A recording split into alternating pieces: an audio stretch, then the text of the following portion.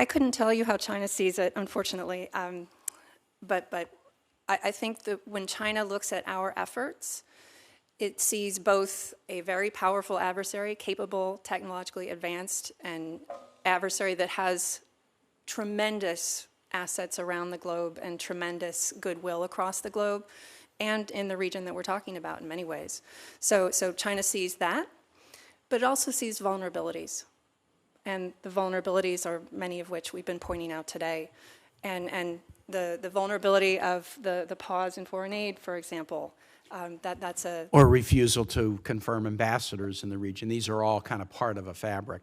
My time is over, so I yield back, Mr. Chair. Thank you. Senator Scott. Sure. Thank you, Chairman. Let me continue with what Senator Kane was talking about. I'm from Florida, so what goes on in Latin America is a big deal. We have a lot of people in my state that came from Latin America, and so they're following what's going on down there.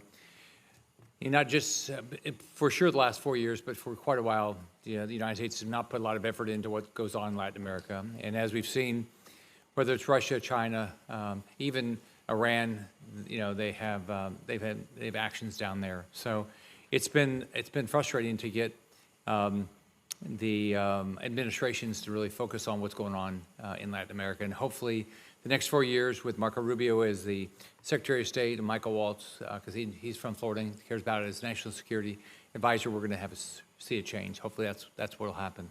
I don't believe China is our friend. I believe their government, China, is clearly decided to be our enemy. They want to destroy our way of life. And I think if we don't wake up, it's going to be too late. Mr. Mathis, in 2021, you wrote a piece in War on the Rocks explaining Communist China's long-term strategy and ambition. Given that it's now 2025, 4 years ago, 4 years since, has your interpretation changed of Xi Jinping's emphasis on the great rejuvenation of the Chinese nation? I would say, if anything, my appreciation for the clarity and long-term thinking of the CCP and its focus on these objectives has, I would say, gotten sharper than I put in that piece. You think their ambitions are regional or global?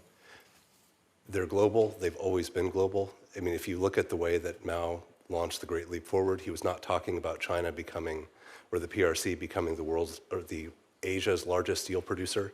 He was talking about it becoming the world's largest steel producer. And you can see from every leader, from the CCP's beginning to the present, that they've always seen themselves on a world stage and not simply a regional one. Mr. Mathis, the CCP has invested heavily in military capabilities to challenge U.S. influence in the Indo-Pacific. I had the opportunity to go to the Philippines last year, I think it was, to see what they're doing in the shoals down there.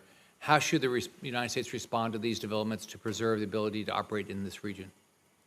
I mean, ultimately, this is a place where the tyranny of geography and time requires us to work with allies and partners, and it requires us to make a greater investment in the number of platforms and ships and planes and drones that can be able to operate over those kind of large geographical distances.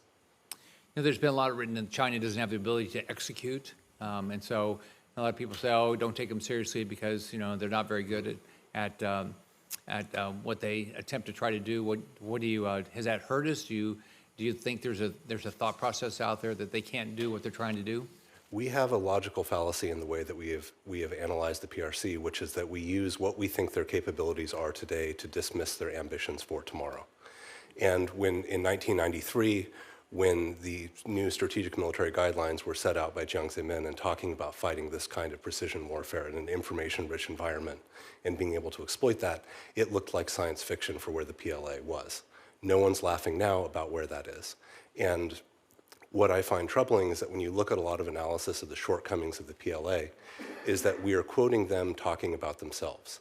I do not like that the PLA is a self-conscious and self-aware actor that is seeing its problems and trying to fix them.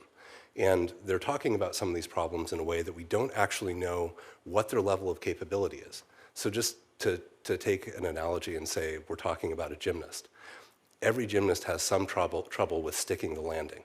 But the difference with sticking the landing between a 13-year-old and with an Olympian medalist is a completely different physics problem, and it's something completely different.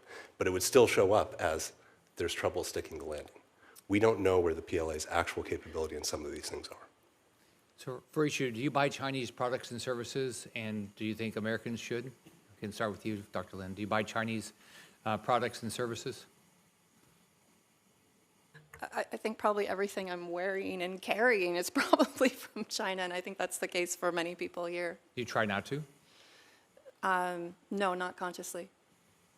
Dr. Hart? I have young kids, and so I pay a lot of attention to where things are made and what the quality is. And that means that we tend to buy more from the U.S., and that means, unfortunately, we pay more for it as well. Mr. Stoff?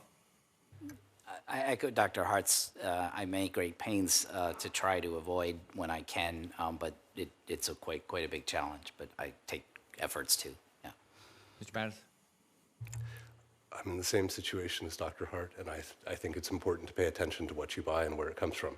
We shouldn't care more about where our coffee comes from than we care about where our T-shirt comes from. Thank you, Chairman. Thank you, Senator. Senator Coons. Thank you, Chairman. Thank you to all four witnesses. And I apologize for my lateness in arriving to question. There is another confirmation. There's a confirmation going